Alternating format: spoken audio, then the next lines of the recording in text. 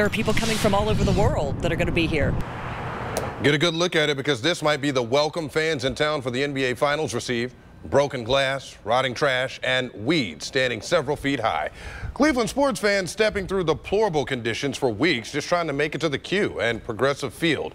Well, tonight we're digging to find out who is responsible for maintaining the popular walkway that connects the Flats to the Gateway District. And News 5's Mike Brookbank is live downtown tonight. And Mike, that's not far from both stadiums.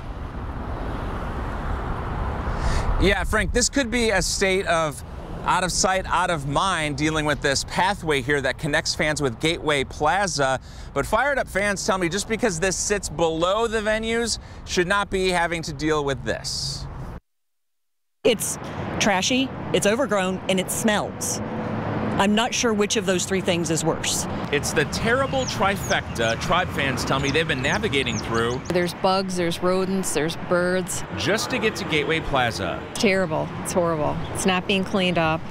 The area is not being maintained. Tammy Colson and her husband calling out their city on Twitter. It's a problem for our city. After using this popular walkway. Do we really want to present Cleveland like this? Colson is concerned with first impressions, especially now with the Cavs in the NBA Finals. There are people coming from all over the world that are going to be here. Fans we caught up with have been enduring these conditions for weeks. We've been to 4 games and it's like this every time. Cleveland City Councilman Terry McCormick tells me this area is considered a public right-of-way. There's got to be someone that it's on their list of things to do. He put in a public works request to get this area cleaned, but nearly 24 hours later, you can see it hadn't been touched.